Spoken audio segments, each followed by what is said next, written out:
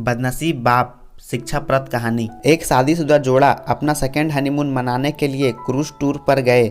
इस दौरान वे अपने बच्चे को घर पर ही छोड़कर गए थे। बदनसीबी से खराब और बहुत ही तूफानी मौसम के कारण क्रूज शिप डूबने लगी।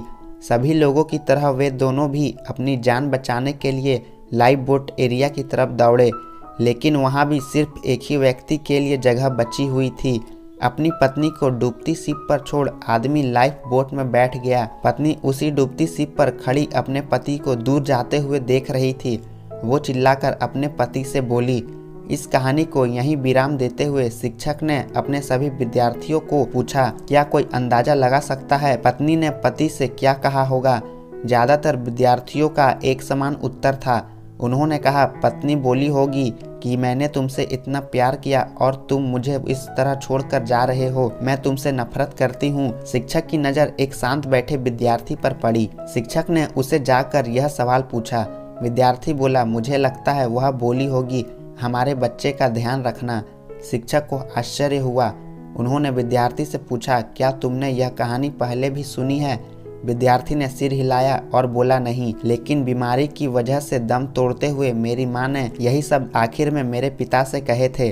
शिक्षक ने उस विद्यार्थी को सही जवाब देने के लिए शाबाशी दी। कहानी को आगे बढ़ाते हुए शिक्षक ने कहा, क्रूज शिप डूब गई और साथ में पत्नी भी। पति घर वापस लौट आया और उसने अकेले ही अपने बच्चे को पाल पोस कर बड़ा किया। कई सालों बाद पति की भी मौत हो गई। एक दिन उसकी बेटी, जो उसे अपनी मां की मौत की जिम्मेदार मानती थी, अपने पिता के सामान को साफ करते हुए उसे एक डायरी मिली, जिसे पढ़कर उसे सच्चाई का पता लगा। डायरी में लिखा था, जब उसके माँ बाप उस क्रूज शिप पर गए थे तब उन्हें पहले से ही पता था कि उसकी माँ को 3rd स्टेज कैंसर है और इसीलिए वो दोनों आखिरी बार एक साथ ज़्यादा से ज़्यादा समय बिता सके, इसीलिए दोनों अकेले ही क्रूज शिप पर गए थे। जब उस शिप पर वह मनुष्य समय आया था तब उसके पिता ने उस अकेली बची लाइफ बोट की जगह में बैठने से मना कर दिया था। उन्होंने डायरी में लिखा था कि वह भी अपनी पत्नी के साथ ही उस डूबती हुई शिप में डूब जाना चाहते थे, लेकिन सिर्फ और सिर्फ उनके बच्चों के लिए अपनी पत्नी के कसम देने के बाद उनको उसे अकेला छोड़कर उस लाइफ बोट पर सवार होना पड़ा। इस डायरी को पढ़ने के बाद बेटी फूट फूट कर रोने लगी। शिक्षक ने यह कहानी यहीं खत्म की और पूरा क्लास शांति में डूब गया।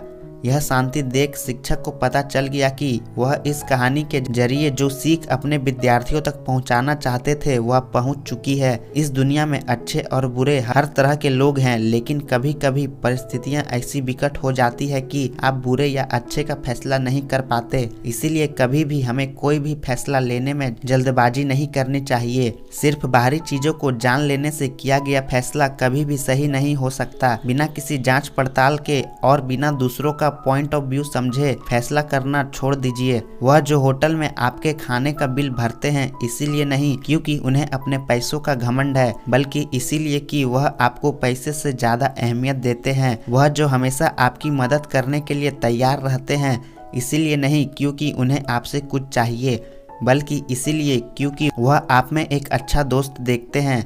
वह जो आपको हमेशा मैसेजेस करते हैं इसीलिए नहीं क्योंकि उनके पास करने के लिए कुछ और नहीं है, बल्कि इसीलिए क्योंकि वह आपको बहुत याद करते हैं। और वह जो हर झगड़े के बाद पहले माफ़ी मांगते हैं इसीलिए नहीं कि वह गलत होते हैं, बल्कि इसीलिए क्योंकि उन्हें अपने बातों, अपने गुस्से या अपनी ईगो से ज़्यादा आपकी परवाह है।